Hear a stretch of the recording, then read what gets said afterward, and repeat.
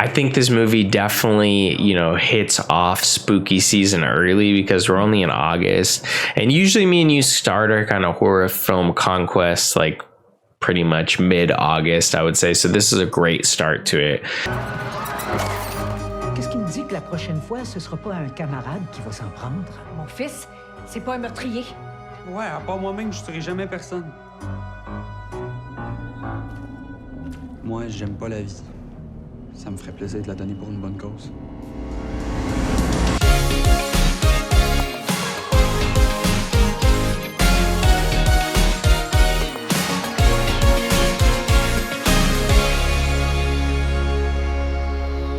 Hello, it's Drive-By Movies here, and you're watching Fresh Releases. My name is James.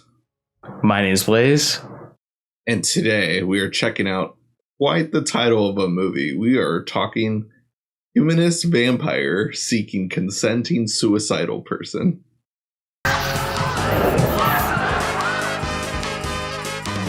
Je crois en toi, t'es capable. Je peux pas le faire!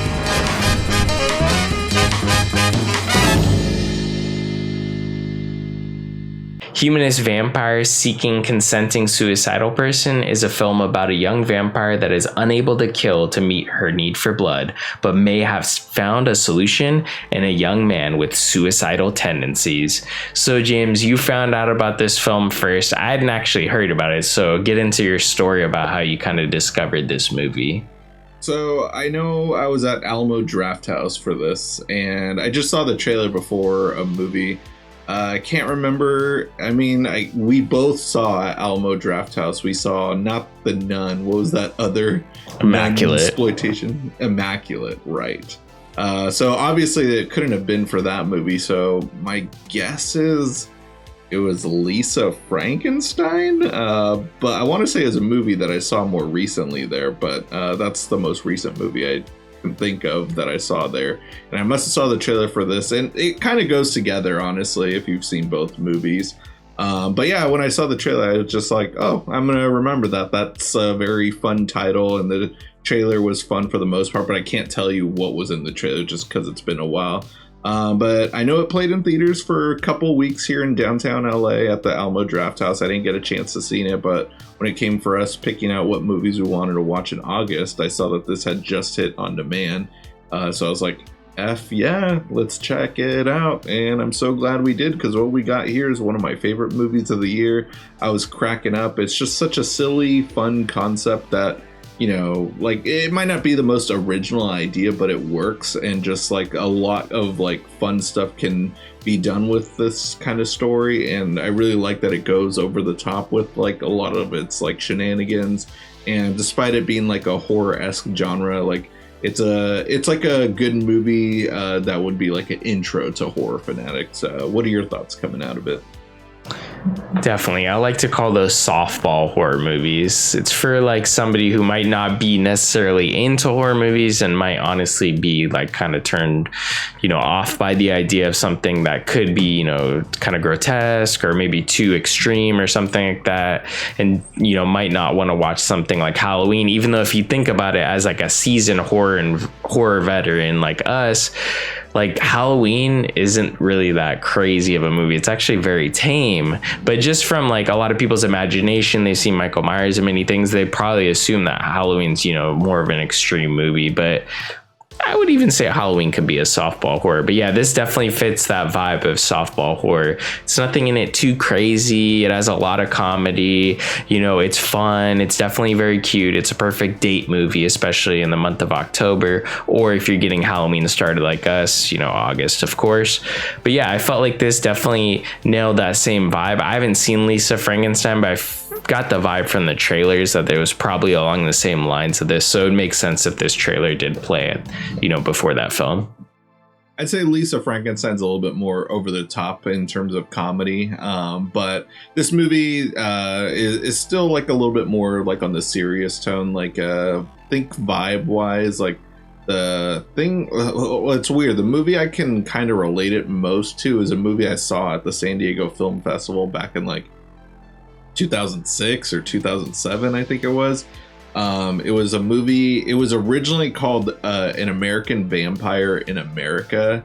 And I've tried to find that movie. It's not streaming anywhere. It's not even on Letterboxd. It is on IMDb, but it's now listed as a different movie. I think it's called like The Strange Case of Carl Weber. And that movie was about a guy. It was like a mockumentary style movie. And it was about a guy who was suing his employer. He was like a grocery cart pusher person.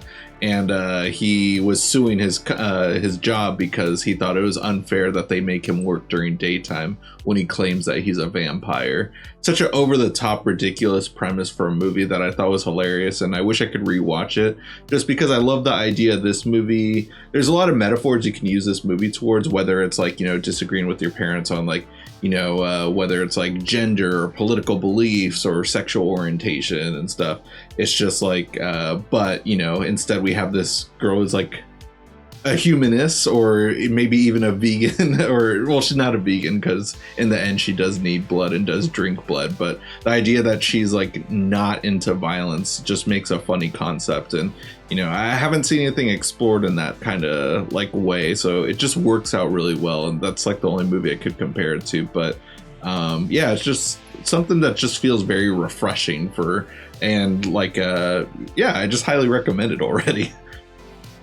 Yeah, it definitely felt like similar films we've seen before, so I don't feel like it's entirely original, but I did really enjoy it. It reminded me a lot of Amélie. They have the whole, you know, this is done in Quebec, you know, French Quebec, and the film's in French, but it does feel like, you know, like Amélie at times, especially that opening kind of sequence with this clown that's hired, and that's going to be kind of the awakening for our main character, where they're going to be the first to bite the clown, and their fangs are going to kind of sprout, and they're going to become a vampire and totally unleash on this clown, this unsuspecting clown. And that definitely reminded me of Amélie, especially the interesting, quirky characters that are within her family. That just the way they act, they're all like these types of characters that you would see almost in a Jean-Pierre Jeunet film. And then also it did remind me of something that was, you know, more of that American style vampire comedy movie. We have many films like this, you know, like obviously The Once Bitten, or even, you know, something like Fright Night, or you know, even we saw a couple years ago Vampires Vampires versus the Bronx, or right, or Vampires in the Bronx. Yeah, so even films like that, where it's like they take the idea of vampires like very literally from, like, you know, like Bela Lugosi or something like that, and all the tropes that they entail, like you can't go outside during, you know, daytime, and you kind of got to stick to night. You're really this night crawler. So I like that aspect of like staying true to what it is to be a vampire, but making the quirky aspect of a vampire that literally hasn't sprouted its fangs even, and doesn't thirst for blood. So I thought that was really fun, and to, you know, wrap it up into this kind of romantic, kind of cutesy, I guess quirky. I know a lot of people dislike the term quirky, but this is definitely a more quirky vampire love story. I thought that was really, you know, a fun ride. Although it wasn't, you know, totally original, it was still fun, and it was definitely nailed for a first time feature director. Right, and yeah, just seeing the character growth for them too, you know, like this is a age of life where, you know, all of us as teenagers, you know, that's when we're really going through it, when you think that, like, you know, everything is just the end of the world, that this is the worst thing that's ever happening. They convey it very well within this movie, and then just seeing this moment of like trying to, you know, do all those last things you want to do before you die, I thought was absolutely hilarious as a fun montage, just because, you know, everyone always roots for someone who's being bullied to overcome, just like anyone who's wronged them, and this movie does that very well without being too mean-spirited, despite, you know, there is murder within the movie, but I like that the movie never like gets too evil or cruel with it, even when it comes to the cousin within the film as well, just because that could have gone sideways. And even the guy who gets turned into a vampire unexpectedly, I thought that was such a hilarious subplot, and I could have seen a movie just with him. Honestly, it reminded me of just like some of the sequences of what we do in the shadows, but not kind of overdrawn and stuff. Like that's a movie that I'll always love, vampire comedy wise too. But yeah, this movie just utilizes just like it's not trying too hard and just utilizes its script very well to just make a very solid, quick, to the point kind of movie that is going to stick with me, and it's going to be a fun movie that I'd want to watch during spooky season every year. I can see. I think this movie definitely, hits off spooky season early because we're only in August. And usually me and you start our kind of horror film conquest like pretty much mid-August, I would say. So this is a great start to it with this film, Humanist Vampire Seeking Consenting Suicidal Person. I actually nailed it for the first time there. I did look briefly, but I nailed the title. We've been struggling with that throughout the course of this review. But I say definitely, if you haven't heard of this movie, definitely check it out, especially if you're somebody who's wanting to get to, like later on, in a couple months, if you're wanting to celebrate Halloween, this is definitely a good movie, especially if you want to celebrate it and you're not somebody who's particularly interested in horror films. This is definitely a great softball horror movie. 100%. And yeah, honestly, the title of the movie, I don't think I've said it right once my entire life, honestly. When I said it for the intro, I think that was my first time saying it correctly, because I've just been calling it Humanist Vampire this whole time, just because that is quite a mouthful, but makes the movie stick with you, makes it very easily to remember. So yeah, I highly recommend checking out. Great way to help support the show. Rent it. It's on our Amazon affiliate link in our description box below. Do that, come back here, leave a comment, and letting us know what you thought about the movie, because that's a great way to help support us. And if you guys haven't already, go ahead and smash that like button, hit the subscribe button, and click that notification bell to get all latest updates. And speaking of updates, be sure to catch all our social media links down below. We got Instagram, Twitter, TikTok, as well as our own personal Letterboxd accounts. That'll conclude this week's episode. Tune in next week for a brand new video.